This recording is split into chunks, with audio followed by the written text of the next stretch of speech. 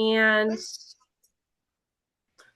we'll go ahead and get started. So we are very pleased this afternoon to be joined by Kathy Janasie, who is the Research Counsel with the National Sea Grant Law Center at the University of Mississippi School of Law, where she provides legal and policy analyses to organizations and government entities on ocean, coastal, and natural resources issues, and teaches environmental law classes. Prior to joining the National Sea Grant Law Center, Kathy received her LLM in environmental and natural resource law from Lewis and Clark Law School. Previously, she practiced law in New York at the law firm of Carter, Ledyard, and Milburn, LLP, and Kathy received her JD and BA from Rutgers University. So today, Kathy is going to be presenting on issues that we know have been increasingly coming up, but are still pretty new for a lot of coastal managers around PFAS and sort of the ideas around how these forever chemicals might be impacting local environments and what the sort of regulatory and legal landscape around those chemicals are. So with that, I'm going to turn it over to Kathy to walk us through her presentation. When she's done, we'll open it up for any questions from those on the call and take it from there. So Kathy, I will turn it over to you. Perfect.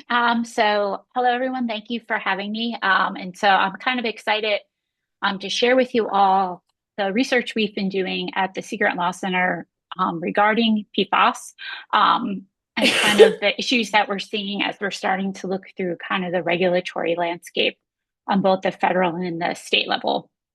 So in case you're not familiar with us at the Sea Grant Law Center, we were founded in 2002 to provide the legal research, education, outreach for the greater Sea Grant network.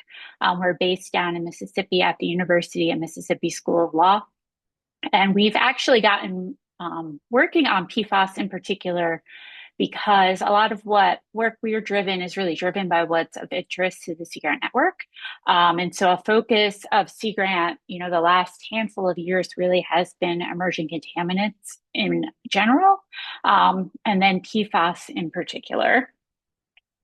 And so just for some background about what I'm going to talk about today with you all. So part of our research is really being driven by kind of the different Sea Grant programs kind of asking us what's going on with both the state and the federal level. So for the past several years here at the Law Center, we've been tracking on the federal level kind of any major regulatory activities that we're seeing related to PFAS. And so that includes the Safe Drinking Water Act, CERCLA, and the Clean Water Act, as well as activities about monitoring for these contaminants in freshwater fish. And then on the state level, we're kind of in the middle of looking at kind of a larger national scope of what coastal states are doing. We're kind of right in the middle of that. And so mostly what I'll focus on today is kind of what our research in the Great Lakes and the Southeast has shown. And I'm going to kind of aim to do kind of go back and forth, kind of see kind of what's the federal overview and kind of then looking at what we found on the state level. So I wanted to start with just a very brief overview of kind of what per and poly-fluoroalkyl substances are. And so estimates kind of vary about how many PFAS we have at this point. Some estimates go up to about 15,000. But these are man-made chemicals that have been used in industry since the 1940s. And while they've been used so kind of commonly, is because they're durable and they're resistant to heat, water, and oil. And so that makes them be able to be kind of utilized in all these different applications for industry. And so we see them in nonstick cookware, water repellent clothing, stain resistant fabrics, and then firefighting foams, as well as firefighting personal protective equipment. And then I have highlighted here two compounds in particular. And so PFOS and PFOA are really the two PFAS that at this point we have the most scientific understanding of. And so for the regulatory landscape, a lot of the actions are really focused on those two compounds in general. But again, it's a hard kind of topic from a regulatory perspective to really tackle just because there's thousands and thousands of these compounds out there in the environment. The reason why it's getting such regulatory attention is that PFAS are stable, they don't degrade in the environment, they persist, they bioaccumulate in organisms, they move around, and they're toxic. And so what's been interesting to kind of track this now for this handful of years is to see kind of there's a lot of bipartisan support in addressing kind of PFAS in the environment. And so EPA, is still active as we go between Republican and Democratic administrations at kind of addressing PFAS. And a lot of that is being really driven by kind of one, how much we're finding in the environment, which I'll talk about in a second, but then some of these very kind of serious health issues that are starting to be linked to PFAS. So those include kind of interfering with reproductive abilities of women, developmental delays and effects in children, causing a handful of cancers, reducing the ability to fight infections for some people, interfering with hormones, and then kind of affecting cholesterol and obesity and kind of other cardiovascular health issues. So, that tied with the fact that we have all these different sources of PFAS getting into the environment. And so that makes it a really, kind of tough nut to crack when we're thinking from the regulatory side. I really like this graphic from South Carolina that kind of shows all the different sources in the environment that we're seeing of PFAS. And so we're seeing it come out of industry, so industrial polluters, as well as kind of those products that we're using as humans day to day, anywhere from our food to our household products, to makeup, to other personal care products. They've been in firefighting. As I said, that's one of their big uses because of their properties that make them so valuable in that use.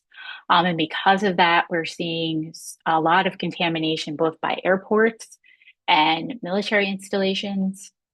So they have really caught attention as kind of hotspots for PFAS contamination. But then we're seeing them in wastewater, streams. Wastewater treatment plants aren't able at this point to kind of treat for them, so they're putting them out in effluent. They're getting in our drinking well sources, and then these different land applications are actually seeping into drinking water wells. And so, in particular, biosolids have gotten a lot of attention the last year or so as kind of a big source of kind of using those land application in agriculture and actually kind of polluting both our agricultural products and our groundwater drinking water supplies. And then this map is from the Environmental Working Group. So they have a good site on kind of PFAS. If you just Google EWG PFAS mapper, you can pull this up and kind of zone in on kind of what's happening. But why I wanted to really share this with you all today is really because I think it highlights kind of, the amount of PFAS contamination that's being found in coastal areas in particular, especially if you look kind of there in New England, the Northeast, Southeastern coast, when we're looking at that light blue. So that's finding PFAS in drinking water that's above proposed drinking water limits. And so, where scientists are looking for PFAS contamination, they're finding it. But this, is really showing kind of what an issue it is really for our coastal states, and in particular, kind of in our coastal areas when we're thinking about this contamination and its kind of impact on our residents in coastal areas. So as we've been doing our research, we've kind of been trying to put, different regulatory approaches into these different kind of buckets to think about kind of both what the federal government is looking at as well as the individual states. And so this list is constantly evolving for us. We kind of call them internally as kind of different pathways for regulation and exposure. But on our side, I will say we see the most amount of regulatory steps for thinking about drinking water, both on regulatory values as well as guidance for drinking water sources. Linked into that, our surface water and groundwater protections. States and the federal government are starting to designate PFAS as hazardous substance to think about kind of getting into the remediation process.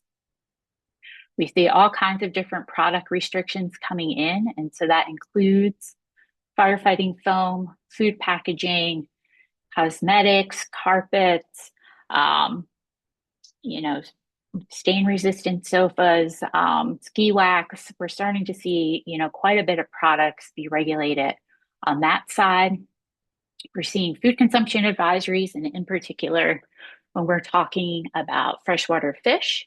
And what makes that interesting, especially in the state, they're really doing that water body by water body to think about kind of what water bodies are contaminated at this time. And biosolids, as I just mentioned, it's really an area that we've started to see in the last year even kind of pick up steam on the regulatory side. And so my goal for kind of the rest of my time with you today is to kind of work through some of these pathways.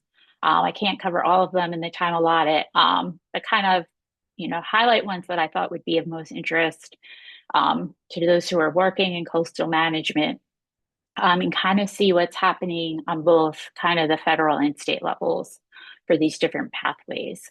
And as I said, our research at this point is mostly focused in the Southeast and the Great Lakes. So this map is from saferstates.org bill tracker. And I wanted to share it just because it's giving bigger snapshot of kind of than what we have done with our own work so far, with the proviso that this is only showing legislative actions. And so our work, as I'll talk about in a second, has broadened beyond that to kind of look at more regulatory and administrative and kind of testing and studies as well. But again, I wanted to show you this again, just to again highlight that most coastal states have been active, at least in introducing and adopting some pieces of legislation related to PFAS. This website is actually a really good source to kind of go through to get kind of a quick and dirty look at what's happening in a state. As we've done our own research here, we have found some gaps in kind of what they have on the website. So it's not perfect, but again, if you're just looking at kind of that 1,000-foot view, it's a really great resource to kind of look and see what's going on in the state. So getting into our own research, when we first started working, our first region we started with was the Southeast. And when we first started it, we were looking kind of at legislation and regulations. And at first glance, we were saying a lot of that is really going on there. But one of our law fellows here, Amy Krachman, has done really great work in kind of expanding our analysis to really look at, be going beyond those legislative actions in particular to really capture what's really going on in the state. And what she really found was if you're only looking at kind of what the legislature or even the administrative agencies are doing, we're not really getting the best snapshot of kind of what's going on in the state regarding PFAS. And so she started tracking as well, kind of any kind of agency actions that's going on. So beyond regulations, even if they're testing or doing any kind of like fact gathering, information sharing, she started to track that. And then what she also started to find was beyond just kind of appropriations generally for PFAS, she started to track kind of the state's efforts to really start working with their universities in their state to start really studying PFAS. And as we've talked to regulators throughout the nation, as well as scientists, with PFAS, that's one issue that we've come across is kind of, what is the science saying, and are we at a spot where we can even regulate? And so her, kind of highlighting these efforts in the states to really work with their universities for studying was really kind of a great, find and part of her approach that, I think is really great. And so she, for example, tracked in North Carolina these different efforts to kind of work with the state universities through what they call the collaboratory, researchers at NC State, as well as creating this North Carolina PFAS testing network. She's found something very similar as well happening in Florida, as well as Texas.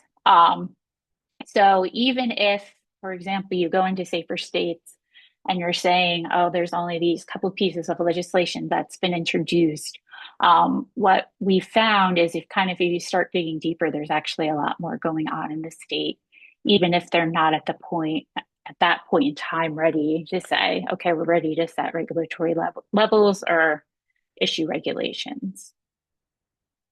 Now, compared to that, we started working in the Great Lakes.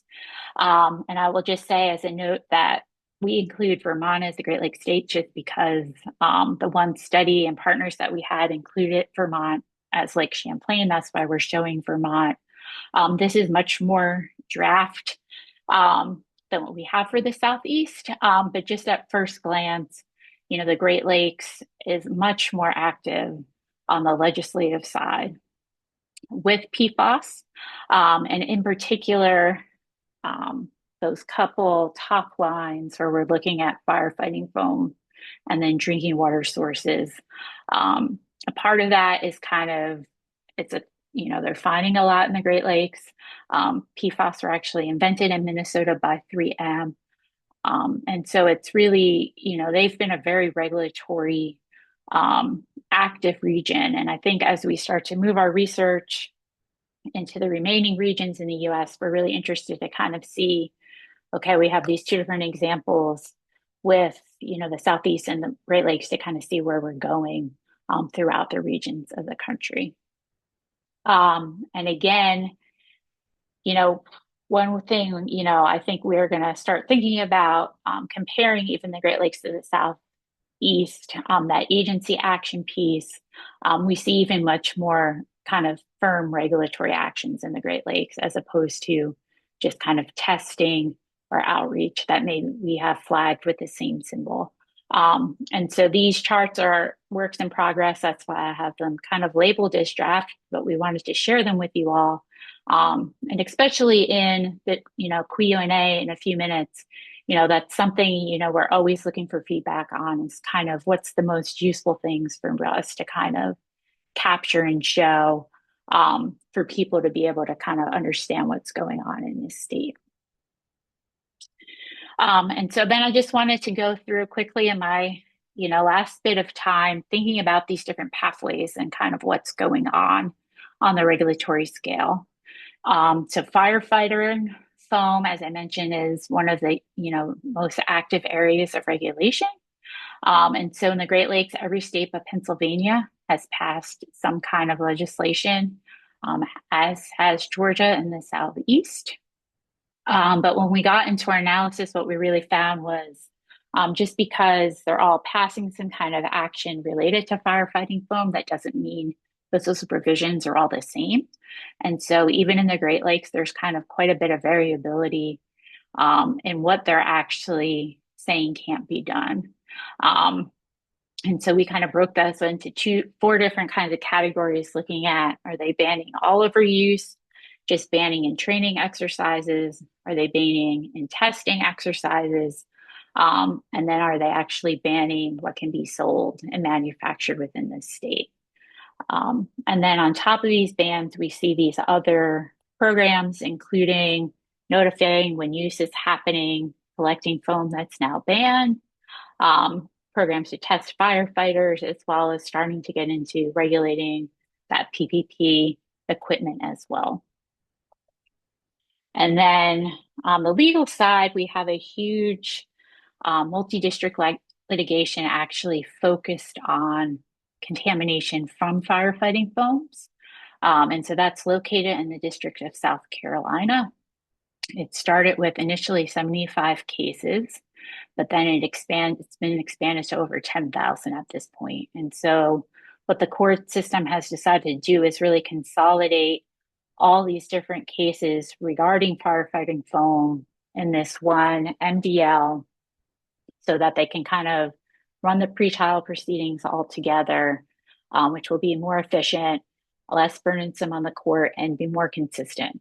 And so the claims in that are related to states suing for natural resources damage, individual property owners suing for damage from PFAS contamination, public water systems in particular suing for damage, as well as personal injury claims. And so this MDL is still ongoing, it's still active. The one we always like to highlight for people is the public water system claims. And so we had a settlement in 2024 of over $14 million for the public water system suing these different kind of manufacturers of PFAS. And what's interesting about this settlement and that we like to highlight is that it's available to every public water system, even if they weren't part of the litigation, not regulation, even before their respective settlement date. And so it's a pot of money that's out there that if public water systems can show that they were contaminated before 2024, that they potentially can tap into. And then, quickly, the federal government has taken, these handful of action. So one, they did introduce a drinking water standard for PFAS in 2024. They set similar standards for PFOA and PFOS. And then this other cluster of a handful of other compounds of PFAS, as well as doing something they had never done before, which is regulating mixtures of PFAS and using a hazard index to do so. And so why I want to point that out is when the standard got challenged almost immediately, the American Water Works Association, the American Chemistry Council, as well as Chemours challenged that rule almost immediately. And what they did to do that in their lawsuit is really focus on that mixtures. And so they said, one, you can't regulate mixtures. You've never done that before. Two, you don't have the science to regulate these other compounds. And, the standard in general is just a huge cost and compliance burden for industry and public water systems to really deal with. And so while this lawsuit has been going on, the EPA last spring said that they actually wanted to throw out the standards besides PFOA and PFOS. They originally said they were going to put out a regulation in last fall.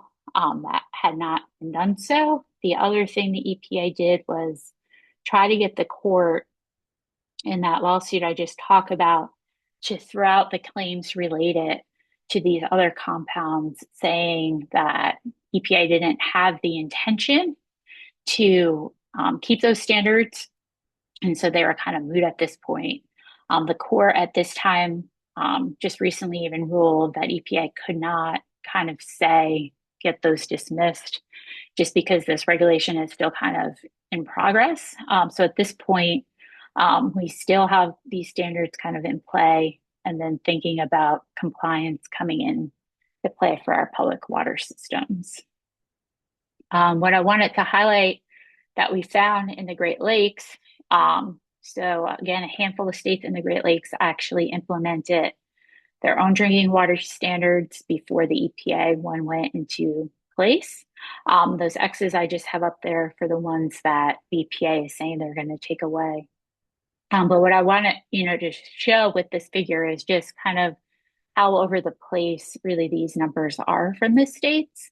Um, and so there really isn't consensus at the state level when they set these about kind of where the standard should be. And so, if we think about EPA sticking with that 4 part per trillion, that's really going to give some more consistency from what even the actions that we've seen on the state level. So, and then just to go quickly through kind of some of these other pathways that we've seen both federal and state regulation on. With surface water, the Trump administration withdrew the Biden draft effluent limitations last January. They have said that they have intent to issue their own effluent guidelines. And so we're waiting to see what that is. We are seeing state action to implement their own. So, for example, 4 states in the Great Lakes have issued some kind of their own surface water quality values or standards related to PFAS. So we are seeing, again, activity on the state level, even if we're waiting for federal activities to take place. Also under the Clean Water Act, the EPA released in September 2024 kind of guidance values that states and tribes could use when they're setting their own water quality values. And really looking at, for these, kind of what would be protective of fish and aquatic species to be able to live, grow, and reproduce in waters. And so we're starting to see, at least, even if we don't see kind of hard regulation from the EPA, at least guidance coming out from both kind of, parties about kind of giving states kind of guidance on kind of the activities that they think they should be taking. Related to that, they put out in July 2024 a list of PFAS compounds that they thought states should start to be monitoring for to issue fish advisories. And so,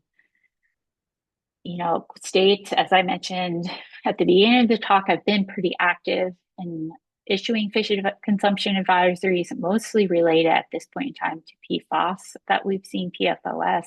And they're doing that on a water body by water body basis. So thinking about where the contamination is and then telling people whether or not they think they should be eating that fish. And so, in the Great Lakes, we've seen pretty much every state issuing except for 1 or 2. In the Southeast, the same thing's happening, issuing water body by water body kind of guidance for their residents and thinking about kind of what fish they should be eating, considering kind of PFAS contamination in mind in particular. And then biosolids is really, I would say, we've been looking at this for a handful of years. The last year and a half is really where biosolids has really started to pick up steam. Last January, the EPA issued draft risk assessment for PFOA and PFOS in biosolids. What it's really focused on is protecting people who are kind of living on the farms and kind of being exposed to a lot of ag sources as well as consuming those sources. And so they kind of set levels based on what they are calling the family farm. But again, kind of putting out kind of draft guidance, risk assessments that states can use when they're thinking about kind of generating and drafting their own regulations as well. And so, again, this is just a screenshot I took from Safer State today. On the regulatory level, in the last year, we're starting to see quite a bit of states introducing, in particular, legislation related to regulating biosolids, again, driven by this concern of PFAS getting both into our food supply and our drinking water sources. And so it is something that, we've kind of flagged as something to kind of watch and kind of keep adapting to as states are becoming more active and taking these regulatory actions. In the Great Lakes, we found kind of not legislation, but these strategies that are being issued by the states and kind of how they're going to try to start controlling biosolids in their states. It's a thorny issue just because the EPA for many years encouraged ag to use biosolids to kind of reuse kind of those nutrients that are in ag waste to kind of reapply as fertilizer. And now, as they're starting to find out how much PFAS is in those biosolids, it's becoming kind of a really hot regulatory topic. And then finally, I just wanted to touch on hazardous substances. So in April of 2024, EPA designated PFOA and PFOS as hazardous substances under the Superfund law or CERCLA. And in particular, when they issued this, they said that they were also putting in place an enforcement discretion policy because they said that they really wanted to focus with this designation on kind of the industrial polluters and manufacturers who are putting the PFAS into the environment. And so tied to biosolids, the EPA really said that they did not want to enforce against farmers who were applying PFAS contaminated biosolids to their farms, as well as to not really penalize wastewater treatment plants. We're just kind of collecting all the water that's already contaminated with PFAS and then discharging that back out. And so EPA is really there. They haven't really made much movement in hazardous waste since that designation, but they have a couple draft kind of things in draft form that we may start to see action on as well. And then again, looking at the Great Lakes, states in the region have started to take action related to designating PFAS as hazardous substances.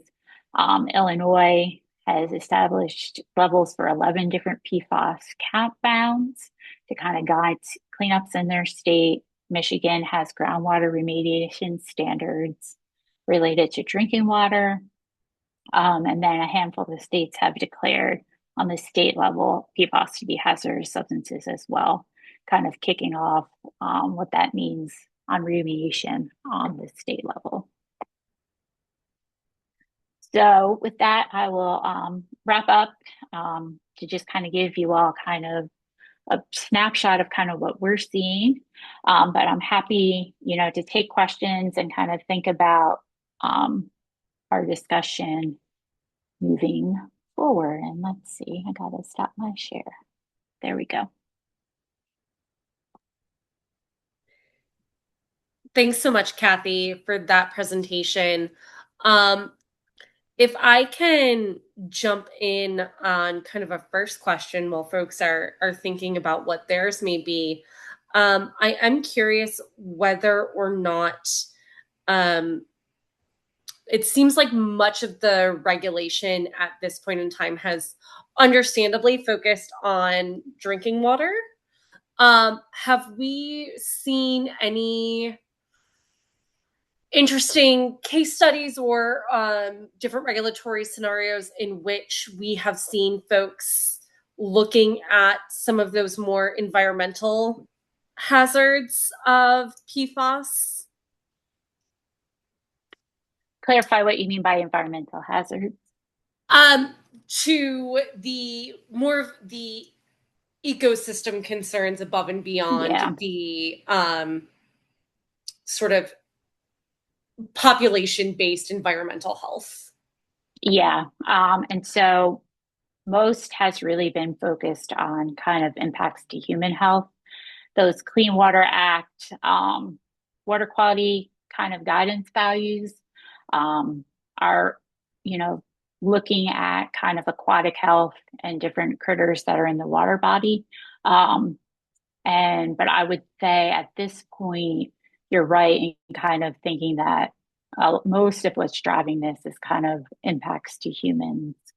And let's kind of remediate and limit kind of the impact on us and the environment. There's a lot of science being done, I would say, about kind of impacts to environmental contamination and impacts on kind of fish and wildlife. But on the regulatory side, we haven't quite gotten to see that science transition at this point in time. So hopefully once, more science is being done, we'll start to see those activities.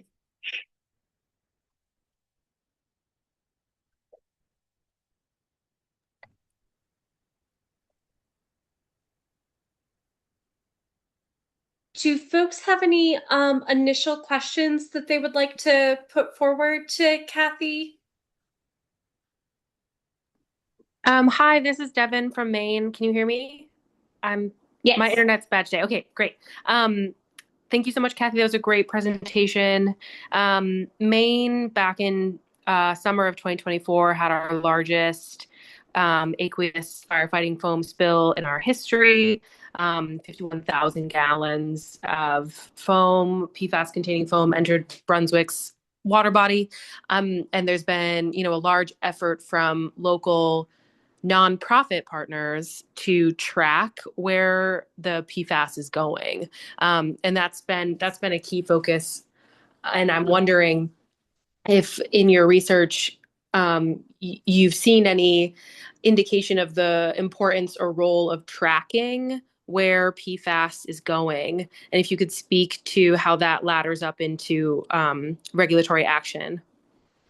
Yeah, so I think we're seeing, a lot of scientific and, as you're saying, kind of community organizations really working on kind of the transport of PFAS. I think that is been a focus of people to really think about kind of how it's moving through the environment and how they're changing. There's, concerns also that once PFAS get in the environment and it's starting to move, they might mix with other PFAS and create even greater problems than just the two compounds by themselves.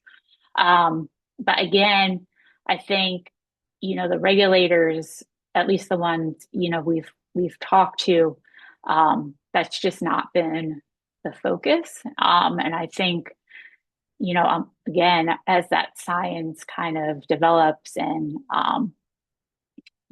people are starting to show kind of these issues, you know, hopefully we'll see kind of that transition, much like kind of the health, environmental health aspects. But we haven't really seen necessarily it go from that tracking and then that to say, except, when there's hotspots and people are finding hotspots, we see regulatory actions directed directly at where those hotspots are, to clarify. And, especially with drinking water in particular, a lot of, either appropriations or testing and stuff is being directed to the hotspots, but not necessarily driving what the overall regulations for everyone is going to be.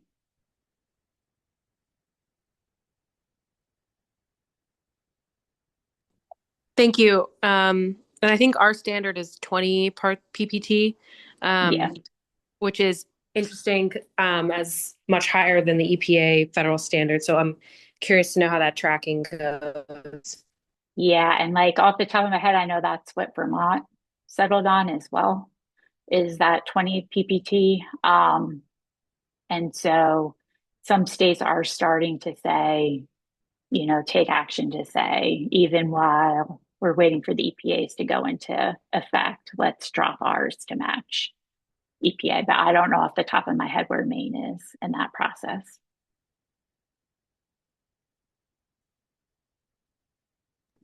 Me neither.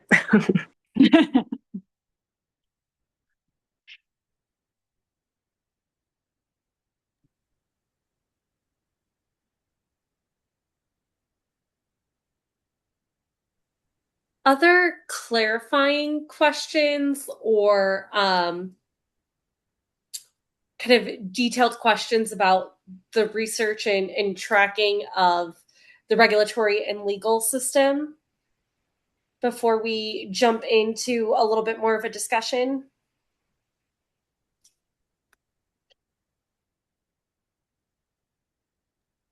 Yeah, I'll keep Sam. asking. Oh, great. I can't see anyone's hands raised. I'm so Yeah, sorry. sorry, I don't think this is the question you were looking for with this, but it's just something that's always sort of interested me. Are you aware of, if in terms of aquaculture, are you aware of anywhere that's been sort of closed down, or have they, where are they at with tracking aquaculture and the PFAS impacts on it? Yeah, so this is coming up a lot with my Seagram colleagues, actually. And so there's been some effort in the Northeast states.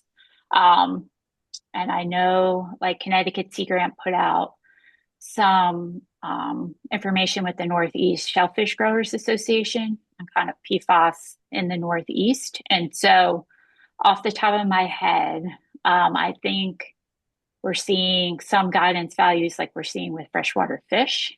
Um, Off the top of my head, I don't know of any place that has been shut down because of PFAS at this point in time. My colleagues, my director Stephanie's on as well.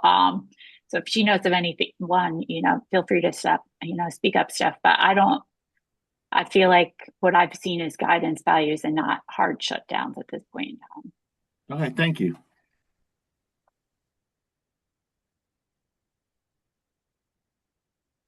Kathy, I was just going to ask when you intend to come to the Northeast region with this body of work. Yeah, so we've done some preliminary research in the Northeast already. And so that's definitely one of our next region that we're going to start tackling and kind of formalizing and looking at kind of making one of those charts like I just shared for the Southeast and Great Lakes. So definitely we're coming your way.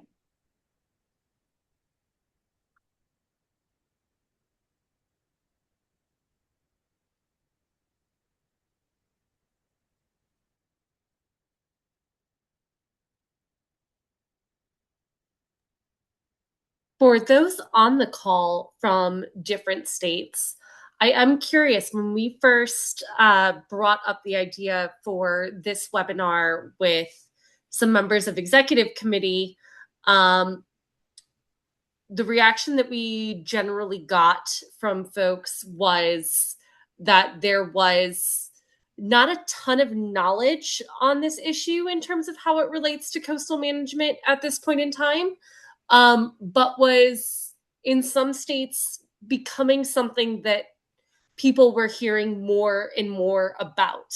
Obviously, on that executive committee, we only have a small subset of folks who are possibly on this call today. So I'm curious, um, have any of your programs been starting to look at issues around PFAS or having to even juggle any questions or concerns from either other state agencies or the public around impacts of PFAS on coastal areas?